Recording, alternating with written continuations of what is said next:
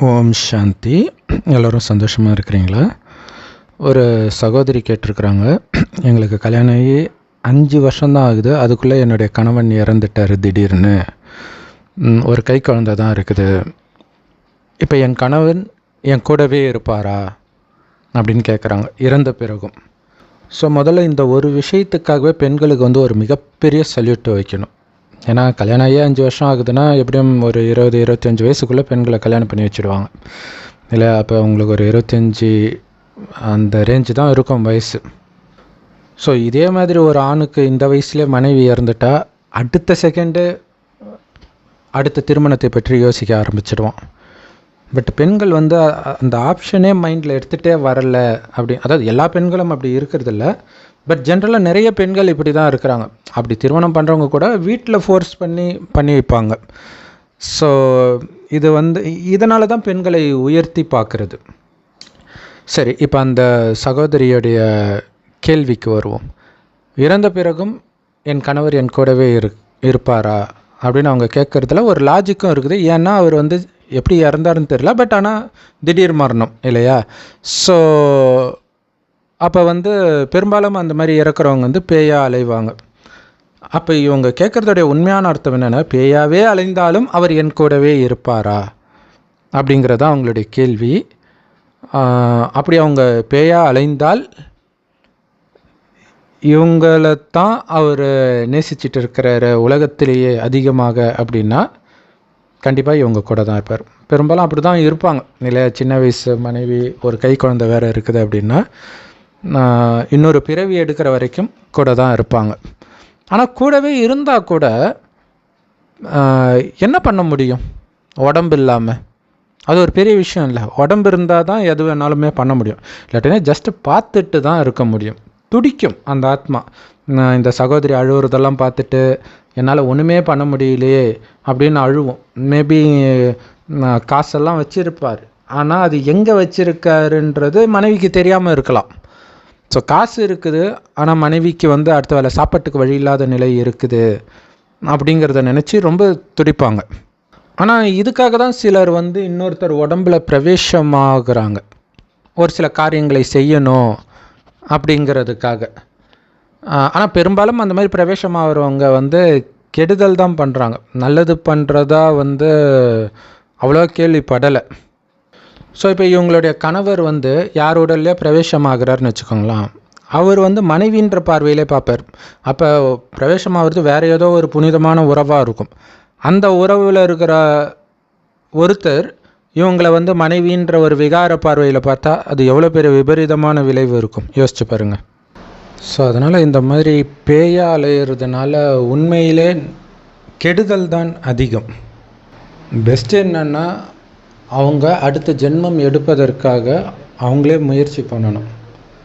அதுக்கு முன்னாடி இந்த ஞானத்தை கேட்டிருக்கணும், அல்லது பேயா அலையும் போதாவது இந்த ஞானத்தை யார் மூலமாவது கேட்டுட்டா அவங்க கொடுத்து வச்சவங்க. அப்போ போய் தனியாக ஒரு இடத்துல உட்காந்துட்டு நான் அழியக்கூடிய உடம்பு இல்லை, ஆத்மா, அதனால தான் உடம்பை விட்டு வெளில வந்தும் எனக்கு அத்தனை நினைவும் இருக்குது, புத்தி வேலை செய்யுது. அப்போ புத்தியே ஆத்மாவில் தான் இருக்குது. ஏன்னா பிரெயினில் புத்தி இருக்குதுன்னா எனக்கு எப்படி இதெல்லாம் ஞாபகம் இருக்கும் அந்த உடம்பை எரித்த பிறகு அப்படிங்கிறத ஈஸியாக அவங்க புரிஞ்சுக்குவாங்க உடம்போடு இருக்கிறவங்கள விட. ஸோ இப்போ அவங்க பண்ண வேண்டியதெல்லாம் ஆத்மானு சிவபரமாத்மாவை நினைக்கணும். சிவன் செம்பன் நிறமான ஒளி உலகத்தில் நட்சத்திரம் மாதிரி இருக்கார். நம்மளுடைய ஆத்மா, அதாவது உயிர், அது பூர்வமத்தியில் நட்சத்திரம் மாதிரி ஜொலிக்குது அப்படின்னு நினைவு செஞ்சு சிவபெருமானை எவ்வளோ முடியுமோ அவ்வளோ நினைக்கணும். அவரை தான் அல்லாஹ் பரமபிதான்றோம், கடவுள் ஒருவர் தான். ஸோ அவருடைய நினைவில் எந்த அளவுக்கு மூழ்கணும்னா மற்ற எல்லாமே மறக்கிற அளவுக்கு அவர் நினைவில் மூழ்க ஒரு ஆனந்தமும் கிடைக்கும். ஸோ அப்படி அந்த நிலையை அவங்க அடைஞ்சிட்டாங்கன்னா அந்த கர்ம கணக்கு எல்லாம் முடிஞ்சு அவங்க நிம்மதியாக ஒரு நல்ல குடும்பத்தில் வேறு போய் பிறப்பாங்க. நல்ல இப்போ இருந்ததை விட நல்ல பணக்கார குடும்பத்தில் போய் பிறப்பாங்க. ஸோ இதுதான் உண்மையில் அந்த ஆத்மாவுக்கான நல்லது. ஸோ இப்போ அந்த ஆத்மா, அதாவது இவங்க கணவன் ஆத்மா, இவங்க பின்னாடியே சுற்றிக்கிட்டு இருக்கிறாங்கன்னா அந்த கணவனை இவங்க நேசித்தால், அந்த கணவனுக்கு நல்லது வேணும்னு இவங்க உண்மையிலே நினைத்தால், இந்த ஞானத்தை திரும்ப திரும்ப அவங்க கேட்கறதன் மூலமாக கடவுள் கொடுக்குற ஞானமாகிய முரளியை அருகில் உள்ள பிரம்மகுமாரிகள் ராஜயோக தியான நிலையங்களில் போய் கேட்குறதன் மூலமாகவோ அல்லது யூடியூப் வெப்சைட்ஸ்லாம் இருக்குது, அதோடைய லிங்க் இந்த வீடியோக்கு டிஸ்கிரிப்ஷனில் கொடுக்குறோம். ஸோ அதை திரும்ப திரும்ப பார்ப்பதினாலும் அந்த பயிற்சி செய்கிறதுனாலையும் ஒன்று இவங்களே கணவன் மீதுள்ள பற்றிலிருந்து வெளியில் வந்து அந்த துக்கத்திலிருந்து விடுபட்டு அமைதியாகவும் ஆனந்தமாகவும் இருக்க முடியும். ஸோ இவங்களே சுற்றிக்கிட்டு இருக்கிற அந்த கணவனும் இதை கேட்பார். ஸோ கேட்கறதுனால அவரும் முயற்சி பண்ணுவார். இன்னொரு விஷயம் என்னென்னா, நீங்கள் அமைதியாக இருக்கிறீங்க, ஆனந்தமாக இருக்கிறீங்கன்னும் போது உங்கள் கணவன் அதுக்கப்புறம் அதை பற்றியும் கவலைப்படுத்தலை. ஏன்னா அவருடைய கவலையே மனைவியாக தான் இருக்க முடியும், வேறு யாராக இருக்க முடியும். ஸோ நீங்கள் நிம்மதியாக இருக்கிறீங்கன்னு தெரியும்போது அவரும் நிம்மதியாக போவார். ஸோ 2 பேருக்குமே இதில் தான் நன்மை. சரி, அடுத்து ஒரு கேள்வி வருது. இப்போ ஒரு கை குழந்தை இருக்குது, அதை நான் எப்படி தனியாக வளர்க்குறது? இதுதான் பெரிய கேள்வியாக இருக்கும். அதுக்காக தான் அந்த கணவன் கூடவே இருப்பாரா அப்படின்றாங்க. நம்ம ஏற்கனவே சொன்ன மாதிரி கூடவே இருந்தாலும் அதனால் உங்களுக்கு உதவி பண்ண முடியாது அவரால். இல்லையா, கூட இருந்து கஷ்டம்தான் பட முடியும். ஆனால் உண்மையிலே கடவுளை கணவனாக, கடவுளுக்கு உடம்பே கிடையாது, அவர் செம்பொன் நிறமான ஒளி உலகத்தில் நட்சத்திரம் மாதிரி இருக்கார். அவருக்கும் நமக்கும் உள்ள வித்தியாசம் நம்ம பிறப்பு சக்கரத்தில் வரும், நமக்குன்னு உடல் எடுக்கிறோம். சிவபெருமான் ஒருபோதும் எடுக்கிறதில்ல. கலியுகம் அழியிறதுக்கு 100 வருடம் முன்பு ஒரு வயோதிகர் உடலில் வந்து இந்த ஞானத்தை கொடுக்கிறார். இப்போ வந்து அந்த பாட்டு நடந்துட்டு இருக்குது. இப்போ இந்த பூமியில் தான் அவர் இருக்கிறார். யார் அப்பா அப்படின்னு கடவுளை நினைக்கிறீங்களோ அந்த செகண்ட் நான் உங்கள் பக்கத்தில் நிற்கிறேன்ற. இவரால் எதையும் பண்ண முடியும், உடம்பு தான் இல்லையே தவிர எதையும் பண்ண முடியும், உங்களை பாதுகாக்க முடியும். ஸோ இவரை கணவனாக, உங்களுக்கு கணவனே இருந்தால் கூட கடவுளை கணவனாக வைத்திருப்பது தான் உண்மையிலே புத்திசாலித்தனம். ஏன்னா இன்றைய காலகட்டத்தில் கணவன் மனைவி எல்லாமே கள்ளத்தொடர்பில் சிக்கிறாங்க, சொத்துக்காக கொலை பண்ணுறாங்க, இறந்து போயிடுறாங்க. ஸோ எதுவுமே கேரண்டி கிடையாது. அழியக்கூடிய மனிதனை பிடிக்கிறதுனால நமக்கு துக்கம்தான். ஆனால் அழிவற்ற கடவுளை பிடிச்சிங்கன்னா உங்களுக்கு அந்த தைரியமும் இருக்கும். இன்னொரு விஷயம், உங்கள் கணவன் இருக்கும் பொழுதே கூட அவர் உங்களை கவனிச்சுக்கிட்டார் இல்லையா, அதுவே நீங்கள் முன் ஜென்மங்களில் செய்த புண்ணியத்தின் பலனாக நடக்குது. அந்த புண்ணிய கணக்கை சேமிக்க கற்றுக் கொடுத்ததே இந்த கடவுள் தான்.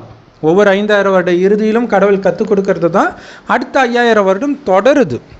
ஸோ அனைத்தையும் கொடுத்தது கடவுள் தான். அதற்கான கருவியாக தான் உங்கள் அப்பா அம்மாவோ அல்லது உங்கள் கணவரோ அல்லது உங்களுடைய குழந்தையோ பேரக்குழந்தையோ இருக்கிறாங்க அப்படிங்கிறத முதல்ல புரிஞ்சுக்கிட்டு நம்மளுடைய கவனத்தை கடவுள் மேலே செலுத்தணும். ஸோ அடுத்தது இன்னொரு சகோதரர் வந்து அடிக்கடி ஒரு விஷயம் கேட்பார், குறிப்பாக என்னை வீடியோ போட சொல்வார். அது என்ன அப்படின்னா, அவருடைய தம்பி வந்து வேற ஒரு யுகத்தில் பிறக்க வேண்டிய தம்பி கலியுகத்தில் பிறந்துட்டாருன்னு நினைக்கிறான். அவ்வளோ அன்பான தம்பியாம். ஸோ நிறைய பேருக்கு இது பொறாமையை கொடுக்கும், இந்த காலத்தில் அப்படியெல்லாம் இருக்கிறாங்களான்ட்டு. இத்தனைக்கும் அவருக்கே வந்து 50 வயசுக்கு மேலே. அப்படி ஆகியும் அந்த தம்பி இறந்துட்டாருன்றதை தினம் தினம் நினச்சி உருகிறார். அந்த தம்பியை என்னால் பார்க்க முடியுமா, அந்த தம்பியை நான் மீண்டும் பார்க்குறதுக்கு என்ன பண்ணுறது, தயவுசெய்து சொல்லுங்கன்னு தினம் தினம் அதே மெசேஜே தான் போட்டுட்ருப்பார் எனக்கு. ஸோ அப்போ வந்து அவர் சொல்கிறார், இந்த மாதிரி நீங்கள் ஒவ்வொரு வீடியோவிலும் இந்த 5000 வருட காலச்சக்கரத்தை சொல்கிறீங்க, நடந்ததே திரும்ப திரும்ப நடக்கும்ன்றீங்க, 5000 வருஷம் முன்னாடி இந்த வீடியோ பார்த்துருந்தா தான் இப்போவும் பார்ப்பேன்றீங்க, இதே உடம்புல இதே பேரில் இதே உறவுகளோடு நான் இருப்பேன்றீங்க. அப்படின்னா என்ன அர்த்தம், என் தம்பியும் மீண்டும் 5000 வருடம் கழித்து இதே அப்பா அம்மாவுக்கு பிறப்பான், இதே மாதிரி நான் சந்தோஷமாக இருப்பேன்னு சொல்கிறீங்க. ஸோ இது எவ்வளோ பெரிய ஆறுதலை கொடுக்குது தெரியுமா, அவங்கள நான் மறுபடியும் சந்திக்க போகிறேன், இதே ஆனந்தமான வாழ்க்கையை வாழ போகிறேன்றது. ஸோ இதை தயவு செய்து சொல்லுங்கள், ஏன்னா இது எனக்கு தெரியாது, உங்கள் வீடியோ பார்த்து தான் நானே தெரிஞ்சுக்கிட்டேன். இது வந்து இன்றைக்கி தேவை. ஏன்னா எல்லாரும் நிறைய மரணங்கள் நடந்துகிட்டு இருக்குது, பார்த்துக்கிட்டே இருப்பீங்க இல்லையா. இந்த கொரோனா வந்ததுலேருந்து உங்களுக்கு தெரிஞ்ச எந்த குடும்பத்துலேயுமே ஒரு மரணம் கூட நடக்கலைன்னு சொல்லவே முடியாது, அந்த மாதிரி ஆயிடுச்சு. அதே மாதிரி எந்த தெருவிலுமே இந்த 3 வருடத்தில் மரணமே நடந்ததில்லைன்னு சொல்ல முடியாது. ஸோ அந்த மாதிரி மாறிடுச்சு. ஸோ இன்றைக்கி வந்து மனிதர்களுக்கு இந்த ஆறுதல் தேவை. இறந்தவர்களை அதே மாதிரி நான் சந்திக்க போகிறேன், அதே ஆனந்தமாக இருக்க போகிறேன்றது தேவை, இதை சொல்லுங்கன்றாங்க. பைபிளில் இது சொல்கிறாங்க. பைபிளில் வந்து இந்த அளவுக்கு தெளிவாக துல்லியமாக சொல்லாட்டினாலும் இறந்தவர்களை சந்திப்போம், கடைசியில் கடவுள் எழுப்புவார், அப்படி புரிஞ்சுக்கிறாங்க. ஆனால் உண்மை என்னென்னா, திரும்ப அதே நடக்கும். திரும்ப இதே அப்பா அம்மாவுக்கு நீங்கள் பிறப்பீங்க, இதே சகோதரர் சகோதரி பிறப்பாங்க, இதே கணவர், உங்களுக்கு இதே கணவரோடு தான் உங்களுக்கு திருமணம் ஆகும். ஸோ அந்த அந்த கொஞ்ச நேரம் அவங்க கூட வாழ்ந்தது உங்களுக்கு சந்தோஷத்தை கொடுத்தது இல்லையா? ஒருவேளை ஏன்னா இன்றைக்கி உலகத்தில் வந்து உத்தமையாக வாழறதே பெரிய கஷ்டம்.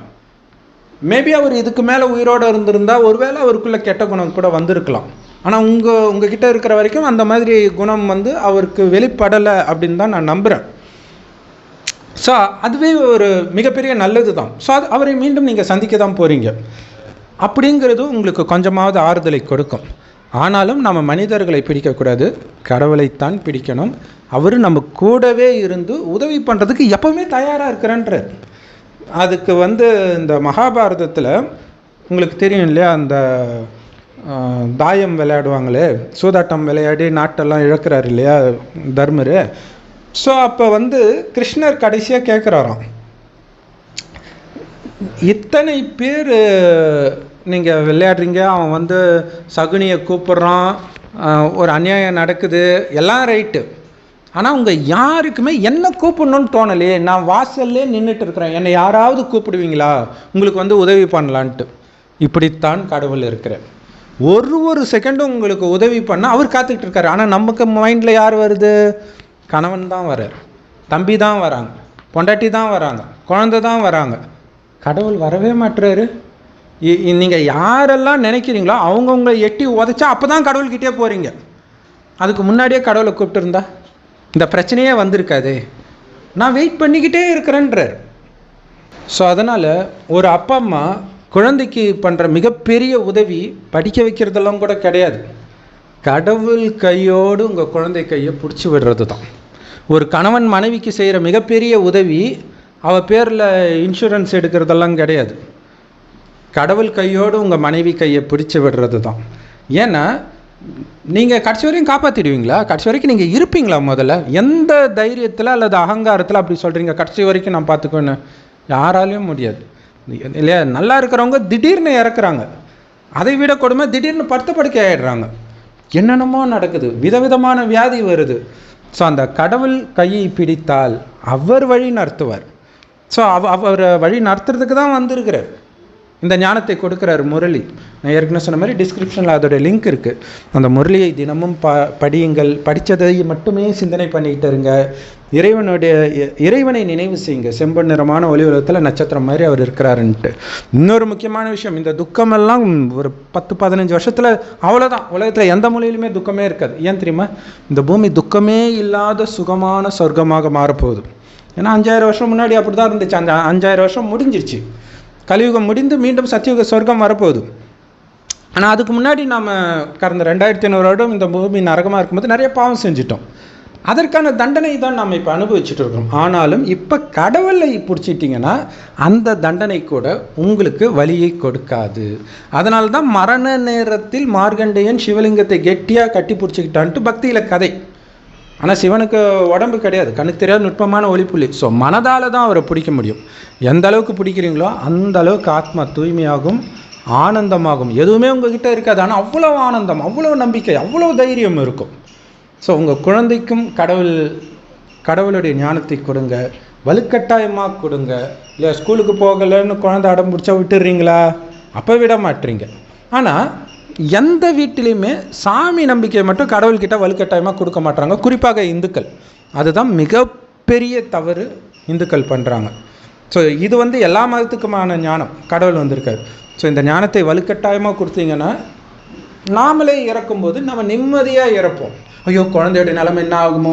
கவலை கிடையாது, பார்த்துக்கிறதுக்கு அவர் இருக்கிறார். கடவுள் சொல்கிறார், நான் உன்னை பார்த்துக்கிட்டேன்ல, அப்போ அந்த குழந்தைய என்னால் பார்த்துக்க முடியாதா? ஏன்னா அதுவும் எனக்கு குழந்தை தான், நீ எதுக்கு தலையில் சுமையை தூக்கி வச்சிருக்கிற அப்படின்னு சொல்கிறார். ஸோ அப்போ எல்லாம் ஏதோ ஒரு நீங்கள் வெறும் கருவி தான். கடவுள் உங்கள் உடலில் பூந்து அனைத்தையும் செய்கிற மாதிரி ஒரு உணர்வு உங்களுக்கு ஏற்படும். ஸோ அதனால் அன்பான சகோதர சகோதரிகளே, தயவுசெய்து கடவுளை மட்டும் கணவனாக, குழந்தையாக, அப்பா அம்மாவாக, அனைத்து உறவுமாக நினையுங்கள், சதா ஆனந்தமாக இருப்பீங்க. வேறு எப்படிப்பட்ட உறவை நீங்கள் நினைத்தாலும் முக்கியமான நேரத்தில் காலவாரிடும், இறந்துடுவாங்க.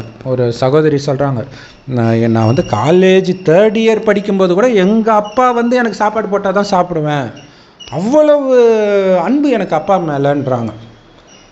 அப்போ ஒரு தடவை பார்த்தா எப்படியும் யாரோ ஒரு டைமில் ஏதோ ஒரு டைம் இறக்க தானே செய்யணும்.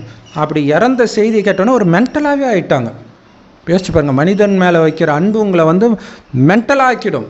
கடவுள் மேலே வச்சுருக்கிற அன்பு நீங்கள் மென்டலாகவே இருந்தாலும் உங்களை குணப்படுத்தும். ஓம் சாந்தி. தேங்க்ஸ் ஃபார் வாட்சிங்.